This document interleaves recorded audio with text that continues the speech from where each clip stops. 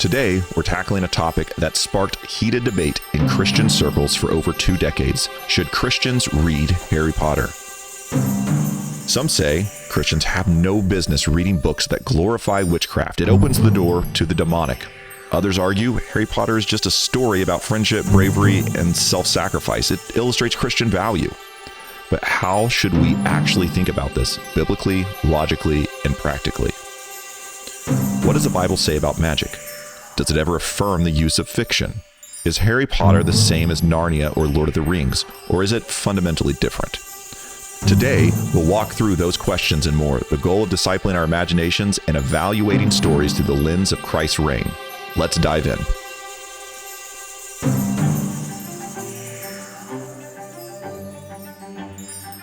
Welcome to the 17:6 podcast, where we help you turn the world upside down by the Lordship of Christ. I'm Trevor.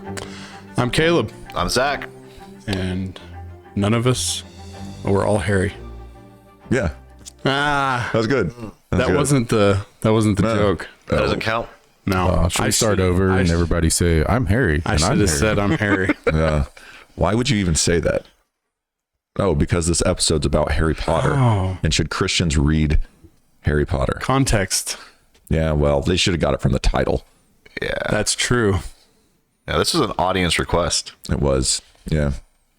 I never think about the title when we start recording. I'm like, Wait, before they we wouldn't know the title. Before we give our answer and our walkthrough, you should just comment below as if you are pro or anti Harry Potter as a Christian. Mm-hmm. And just then comment before you hear the episode. Tell us that you disagree with us, regardless of listening to the rest of the episode. Yes, exactly. But I would like to know where people are at before they hear our explanation. Okay, sure. Yeah. And then go back and comment on your comment. I mean, that's a lot of work. Different. I don't want to put too much on the audience. That's fair. I don't. I mean, you can do that, but listen, my yoke is easy, my burden is light. Just trying to be Christ-like there. Exactly. Okay, let's hear this. Guys, oh, God. I have some really big news. Okay. We've been doing this podcast for, how long have we been doing this podcast for? I don't know. It's been a while. 7 years. Year and a half. Is that right? Something like that. It's been a while. We have our first sponsor. Do we? Yeah.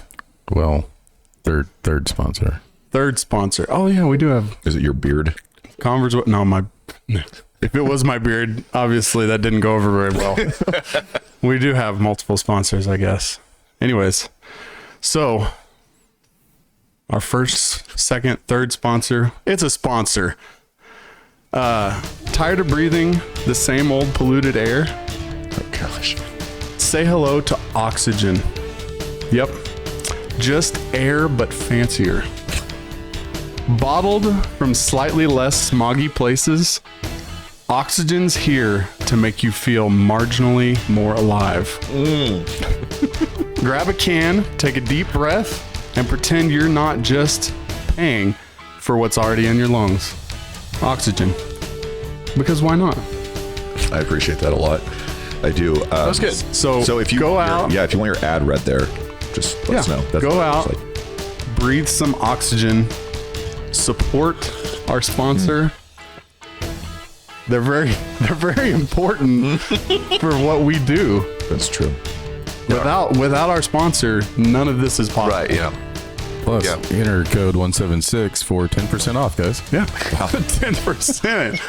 I didn't know about the discounts. Yeah, it just came in. Thank you. Okay. Yeah, I just got the wow. 10% discount to our sponsor. Make sure to go support them because they support us. Wow. I hear there's flavored oxygen now too. Oh. Yeah, different flavors. Okay. I want no part of that. I want no part of that. Yeah. It sounds. If you go in Trevor's bathroom right now,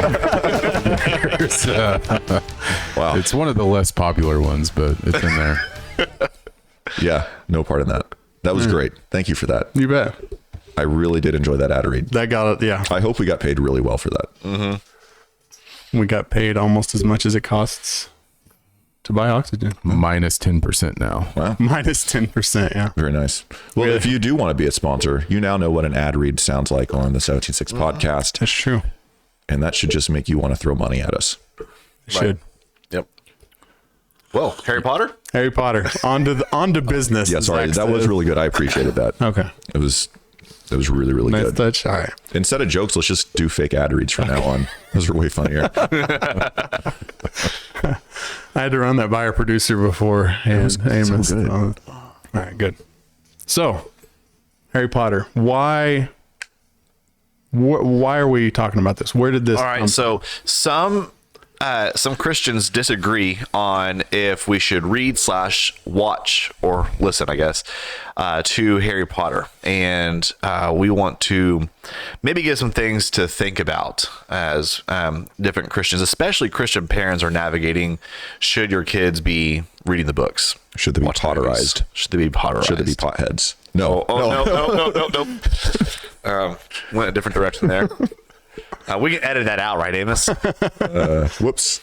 Yeah. There's no editing here. That's right. Yeah. Okay, so should Christians read Harry Potter? And at this point in the podcast, Trevor will give his answer. Yeah, I'm good with it. I'm good with it. They can read. They can be potterized. Is that the end of the episode? All right. Thanks for watching, guys. Yeah. And no, they should not read Harry Potter. Okay. Yeah, so I am. this episode will be firm, Trevor and I fighting. I'm a firm maybe. So how's that? Wait, did you change your position? Whenever you said yes, I decided, Okay. you know, That makes had to way take the more opposite sense. I was like, hang on. I missed something when we were prepping for this video. no, okay, Oh, yeah. so Stay around for the fight. Yeah, you're right. Yeah. Stay around for the fight. it's not going to be any fun if we all agree on this. so. That's true. Yeah. All right, so should we go ahead and give a verse that may help listeners think through this? Yeah. Let's do that. Do you want to read that, Caleb? Yeah. Okay. It's right there. So Philippians 4:8 is the verse. Whatever is true, whatever is honorable, whatever is just, whatever is pure, whatever is holy, whatever is commendable, is if there is any excellence, if there is anything worthy of praise, think about these things. All right, so I think that can give some direction on should you read Harry Potter. Are there things in Harry Potter that are true, that are honorable, that are just, and so on and so forth? And these are the kinds of things that we want to think on. Right. I mean, we do live in a world created by our God. So there are going to be things inherent within stories that within people's worldview, even if they're not Christians, even if they are pagans, they're going to just have this God createdness, I guess, this natural. Because they have God's law written on their hearts. Right. Okay. So maybe a focused question is, what does the Bible say about magic? Yeah. All right. So I think Trevor has a verse for that. Yeah, I'll read that. We're gonna go to Deuteronomy 18:10-12. Yeah. Okay. So Just- pretty much everyone knows what Harry Potter is, but just so yeah. we're clear, that's where the main contention is at, is that Harry Potter has a lot of magic in it. It's kind of like the big thing of the series, and Right. That It's wizards would and be witches. the hang-up. that would be the hang up. Okay. Wizards and witches. Yeah. Okay. All right. So here's what Deuteronomy says. All right. Deuteronomy 18, starting at 10, going through 12. For example, never sacrifice your son or daughter as a burnt offering, and do not let your people practice fortune telling, or use sorcery, or interpret omens, or engage in witchcraft, or cast spells, or function as mediums or psychics, or call forth the spirits of the dead. Anyone who does these things is detestable to the Lord. It is because the other nations have done these detestable things that the Lord your God will drive them out ahead of you. All right. So yeah, Harry Potter has a lot of that. Has a lot of it. spells and witchcraft and Divination. divination, all that stuff. So that's what we're going to be wrestling over. So for sure, the Bible says don't do that stuff. That's really bad. Right. Now, we had a pretty interesting conversation earlier on supernatural stuff, and is all magic bad? Is only some magic bad? And how do we parse through the fact that God does a lot of supernatural things too? Yes. So we are saying that the source of the supernatural is what makes it evil. Yeah. So when we say magic, we're saying the source of that magic is demonic. Right. So it is inherently evil. So we're not saying that magic is fake. Right. Right. Because the Bible definitely talks about this stuff. Yes. And the Bible is not coming from the culture that we live in today, a Western culture that's all very materialistic, that we don't believe in this stuff. No, it's coming from a biblical worldview. and it does affirm these things. Yep. So if you are the typical evangelical, you probably have an anti-supernatural bias. And what we're saying is that, like, demons really do work magic through evil Right. people. Right. Okay, so I thought a helpful distinction is because on the outside, if you're just kind of looking at a supernatural thing going on, it can be difficult to tell, is it demonically empowered or is it like godly empowered? Right. It's kind of like the difference between someone being stabbed and someone having surgery. Like, if you don't really know what's going on, you can look at it, and either way there is cutting going on. But of course, there's the difference between trying to harm somebody and trying to help somebody. Right. So there's a difference between surgery and stabbing somebody. It has to do with the motive and the source of what's Right. going on. Right. And that's where I think we need to make a distinction between magic and miracles. Yeah, I think that's just the easiest way to Yeah. make that distinction. So when we talk about magic, we are saying demonic. When we say miracles, we're saying it is coming from a source of godliness. So that's easy for us to parse. Yeah. So magic's evil. Yep. Ready to move on to the next big question? Yeah. First, well, before we move on, Sure. I just wanted to point out that Deuteronomy 18:10 through 12, because you guys are probably inferring where we're landing on this. I guess I told you my point, Yeah. point, but anyway, it is talking about God's people, the covenant people of God, doing these things. Yeah. So if we're not doing these things, but reading about these things, I know this is going to come down later. So just kind of be thinking about that. Make sure you realize that Deuteronomy 18:10 through 12 is talking about God's people doing these things, doing these demonic things. Yep. Okay. All right. Next big question. What does the Bible say about fiction? Is fiction itself a bad thing because you're making stuff up? Yeah, that's a good point. So it might be lying, and that's breaking a commandment, one of the 10 commandments. So maybe we shouldn't be even dealing in fiction. Yeah. So I thought of two examples from the Bible that would seem to support the idea of using fiction. So first off, the prophet Nathan, when he's rebuking King David, he uses this story of a man who has a lamb, I think, a sheep. Yes. Yep. Lamb. And the master of the land comes in and takes the animal and slaughters it, and that's a bad thing. Yep. Point is, he's using a fictional story to make a point, and Jesus does the same thing with parables. Right. So he's trying to illustrate a point. He has a certain style that you can tell this is a parable. And so he's using fictional stories there. Now, a question that I didn't think about until this morning, we were talking about this beforehand, is all the fictional stories that we read about in Scripture are pretty realistic. Right. But what should we think about more fantastical stories, fantasy, and that kind of thing? Yeah. I'm good with them. I don't see anything in Scripture that says anything against them, but it should make us stop and think. Yeah. Like, is this type of fantasy wrong? Right. For us to read? I don't think so. Yeah. At this point, I'm kind of on the same page, just because we do see the idea of fiction in Scripture, and there's no limits, no warnings given about where to, put up a guardrail there. And it's surely the idea of like a fantastical story was not just thought of, since the Bible was written. Exactly. I mean, God made us with imaginations. Right. To make us wonder, to make us create these things. So storytelling is a piece of how he's made us as like really sub-creators or creators underneath him, right? So taking dominion. Yeah, so I think the use of fiction could be helpful because of that, and I would extend that to more fantastical, fantastical worlds. But the question then becomes, what is the purpose of these stories? That's a good point. So we've got kind of 3 points that stories could give: entertainment, virtue, and then teaching culture. So I have no issues with any of those points because I think for a fictional story, it has to entertain to teach the other two. Yep. That's my thoughts. Yeah. So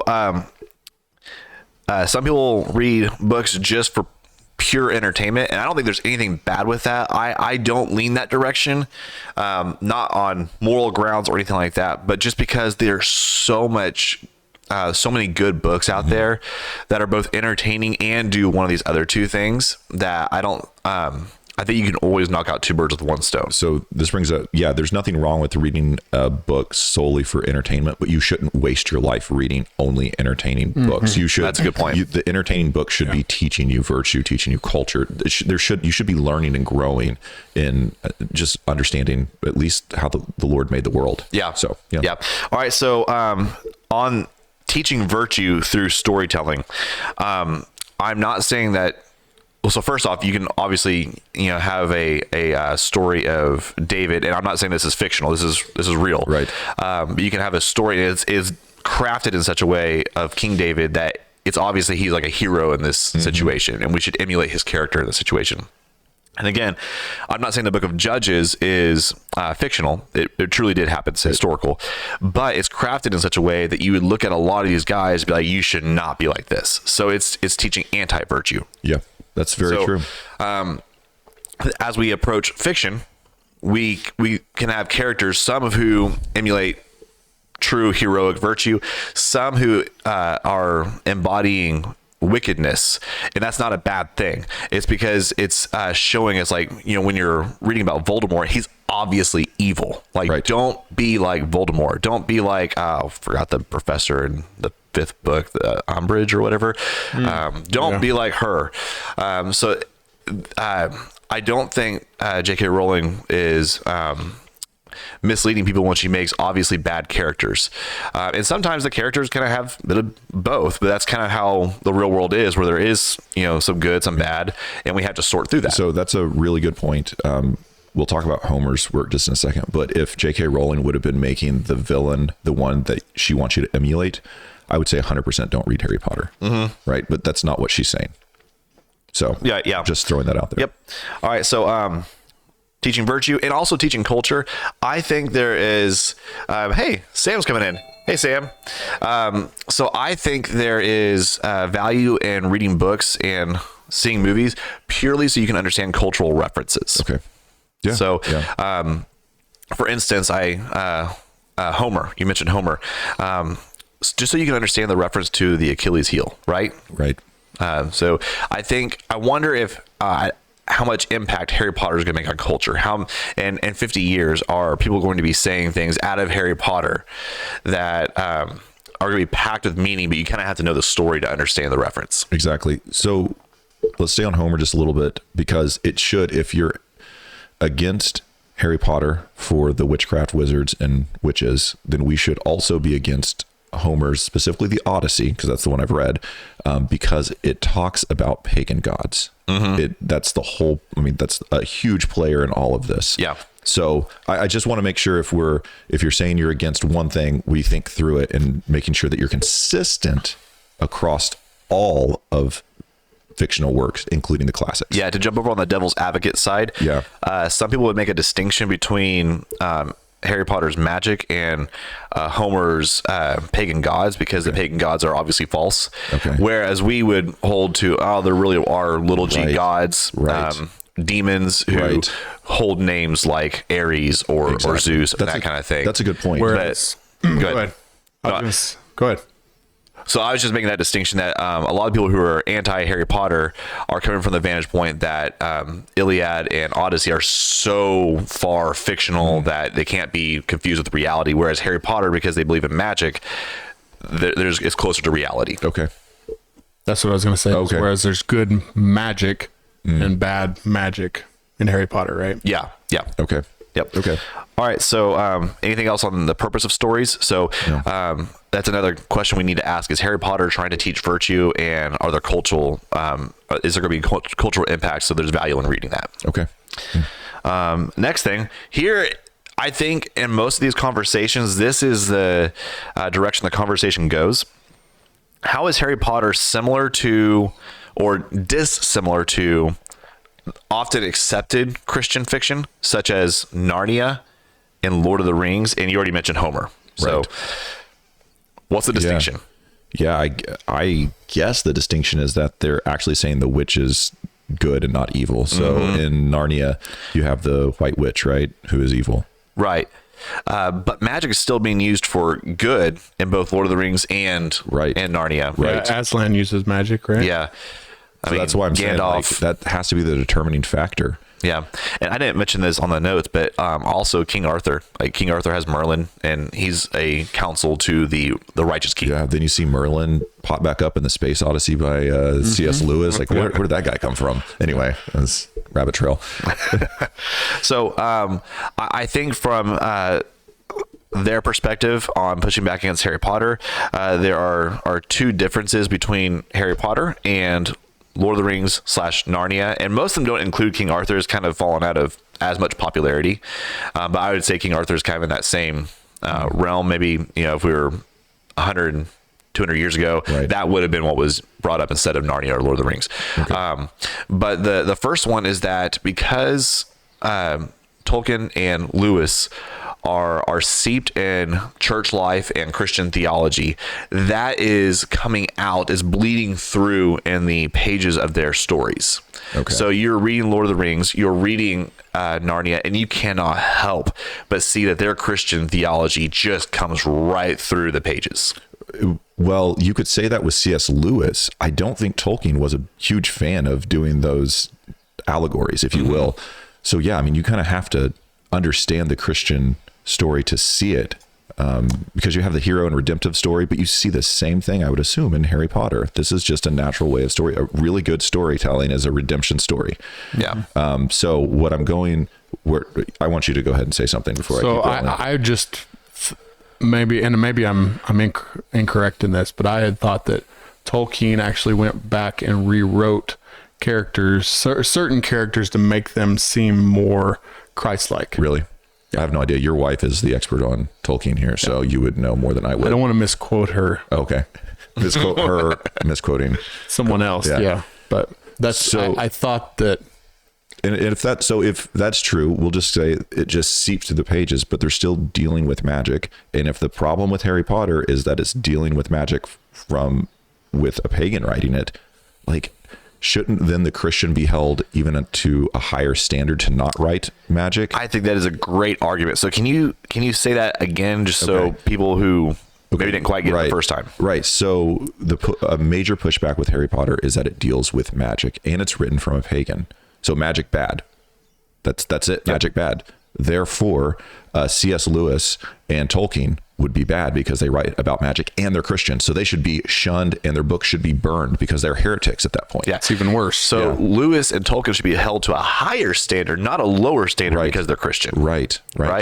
Rowling just doesn't know any better. Exactly. So I think it's a fantastic argument. So that's the first argument. I think that your pushback against that totally dispels it. But the second argument that people would make for why Harry Potter is distinct from Narnia, Lord of the Rings, why it's different, is that the word witches is used. Okay. The word witches, well, it's used, but in an evil context in Narnia, right? Yes.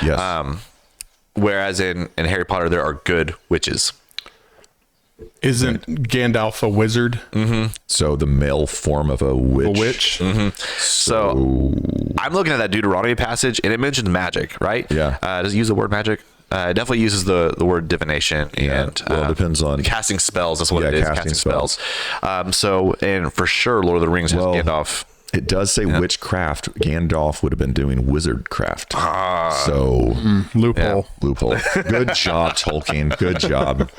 Lewis. Right. So, I do not find those arguments for the distinction between Harry Potter and Narnia and Tolkien to be persuasive arguments. So you could say even like, well, maybe Tolkien doesn't explicitly say magic in the same way, but Lewis absolutely does. The whole idea in the first one is the deep magic. Like, I mean, it is explicit. I know I've read Lord of the Rings, but it's been like 2 years, and I can't think of an exact phrase where it says magic, but it's just inferred that everyone's using magic. But Tolkien for sure, or Lewis for sure, talks about magic. He names it. So anyway. Yep. One more argument that I think is worth mentioning, but most of the people I know that are opposed to Harry Potter have some kind of background where maybe they did dabble in witchcraft or something like that.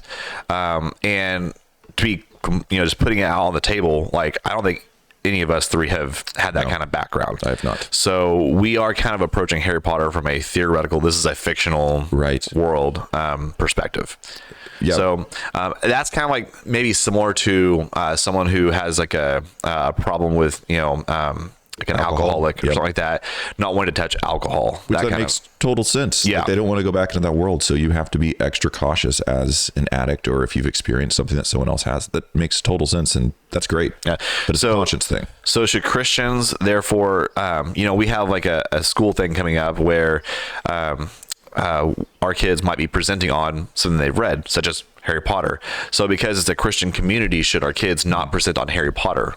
Because there might be people out in the audience who have that background and are convicted about Harry Potter. I would take, did you have a point? No. Okay. I want to hear what you have to Okay. say. I would take 1 Corinthians and where Paul says, hey, don't eat meat around the weaker brothers that's been sacrificed to idols. I would take that same principle and use it in this setting as well. So play that out for us. So if you know that there are people that are against Harry Potter because of their background and they're just like consciously will not read Harry Potter. I think this is a conscious issue. Yeah. And as brothers and sisters in Christ, we need to be aware of someone's conscience. So we should then withhold from presenting on Harry Potter or doing anything with Harry Potter. That's where I would go, because I don't want to make them stumble. I don't want to cause division where there doesn't really need to be division at that point. And I think part of it too is how big is the audience? If you are getting in front of 200 people to do a presentation on Harry Potter, then man, that's kind of you're not going to know the 200 people. Right. But also extending that logic to the alcoholic thing. So would an alcoholic need to refrain from coming to our church because we drink wine at the Lord's Supper? That's a good point. Right.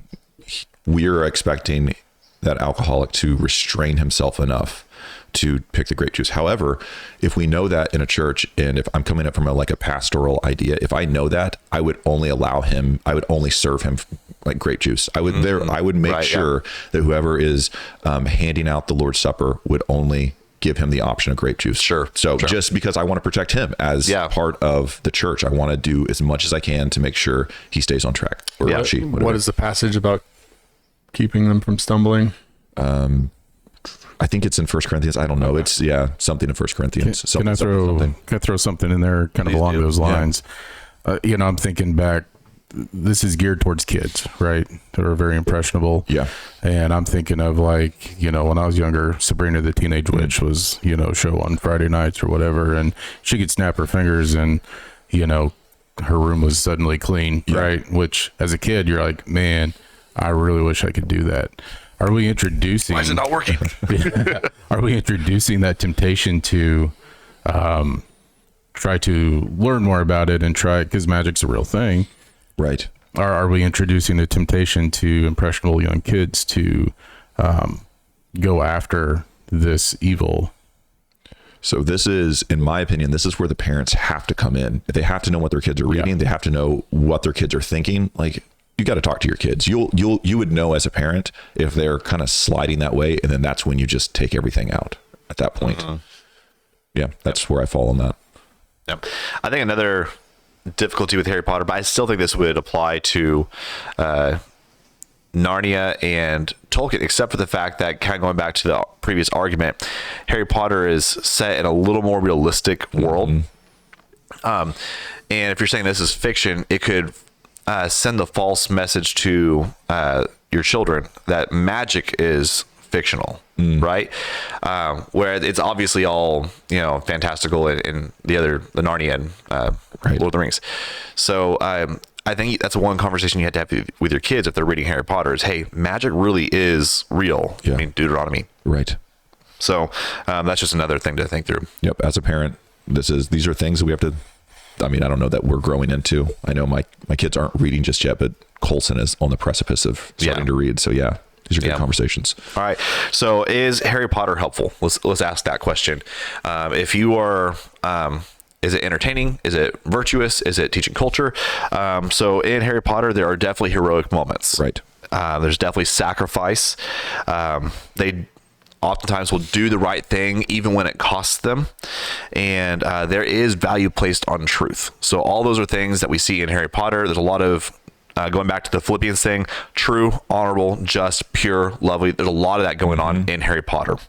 There's some potentially bad messages in Harry Potter. Obviously, number one, magic as good.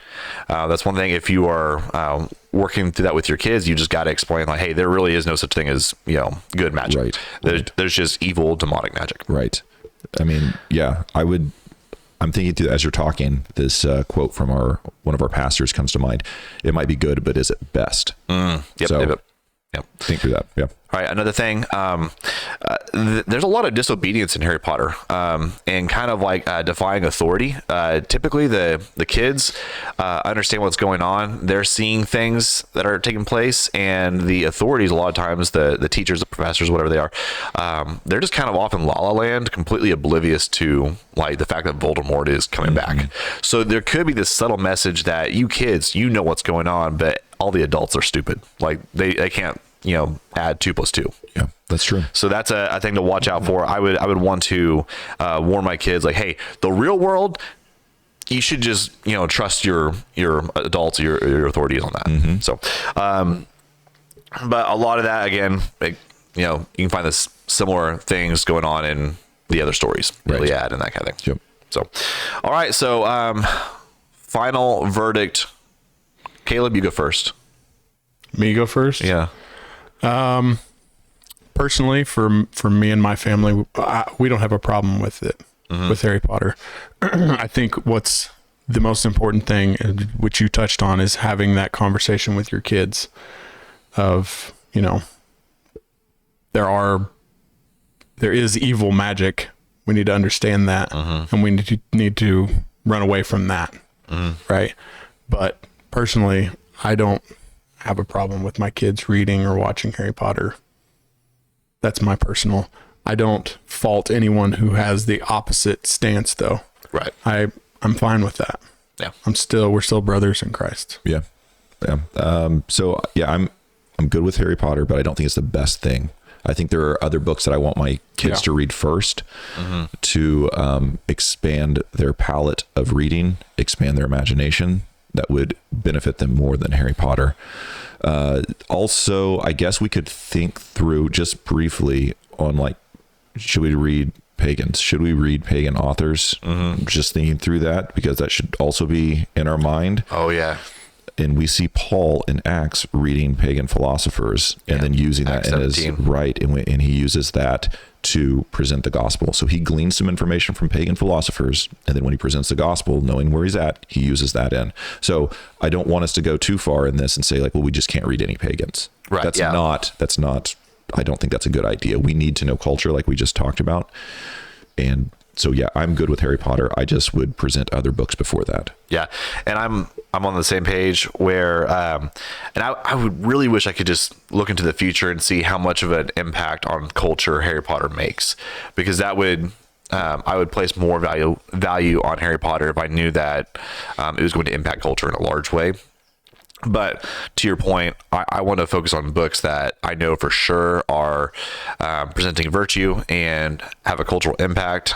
So at this point in time, I'm going to be pushing King Arthur, Iliad, that kind of thing. Narnia, Lord of the Rings, over Harry Potter. There are so many good books out there. We don't have a shortage of books. Right. And I just think there's better options. And you were talking that your son has seen the difference between really, really good writing. Oh yeah. When comparing it to, I'm not saying Harry Potter's written terribly, but when you read other really good epics, you're like, this doesn't really hit the mark, you know? For him, like where he's at in homeschool, like the level he's at is that, they're structuring sentences and learning how to write rich sentences with good wording and, descriptive wording, I guess. Yeah. And he can see the difference in writing from reading Harry Potter to reading The Hobbit, Lord of the Rings. Yeah. And like, I think that's beneficial that for him to be able to draw that out, just the writing structure is big from where he's at. Yeah. Right. Yeah. So, let's see. And on the movies, I think just from an art, kind of what you're talking about, the movies are just not well done. Gotcha. But that's more of a art thing rather than a moral thing. So. Yeah. Okay. So I have one more thing. Okay. Amos used to watch Sabrina the Teenage Witch. Yeah, I did. He will not live this down. Nope. Guys, we all watched it. Never seen Nope. it. Sure didn't. Never seen it. Well, I'm also I watched. older Wait, than all of you. Yeah, hang on. that's I watched Clarissa explain it all. I didn't watch Sabrina the Teenage Witch. I don't even know what that is. That's the precursor to Melissa Joan Hart on Sabrina the Teenage Witch. I don't Okay, know. I'm just saying. I didn't have cable. Okay. My options were limited, and you know, If it wasn't the TGIF on Friday nights. You know, she was there. Okay. if it wasn't Even Stevens on Disney Channel, then I Yeah. don't think I was watching it. Trevor knows what I'm talking But I about. really Beans? did want yeah. to be able Beans, to snap yeah. my fingers and clean my room. Like that was a real desire I had. Yeah. Well, Okay. Yeah. All right. it's good. We now know Amos is into witchcraft. So In the episode there. yeah. End episode. Exactly.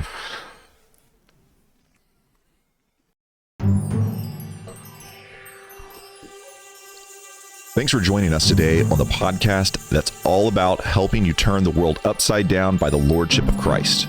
Whether you land on Harry Potter's Fine in moderation or not in my house, we hope you walk away more equipped to think biblically, not just emotionally or culturally. Because at the end of the day, it's not just about books. It's about forming hearts, shaping minds, and training our affection toward what is true and good. So as you go, remember Philippians 4:8. Whatever is true, whatever is honorable, whatever is just, whatever is pure, whatever is lovely, whatever is commendable, if there is any excellence, if there is anything worthy of praise, think about these things. Hey, congratulations for making it to the end of the video. Most people don't. So since you're here, you might as well like, comment, subscribe on all of our social media platforms. That's Facebook, TikTok, Spotify, YouTube. Check out Rumble, promote Rumble. And thanks for watching this episode.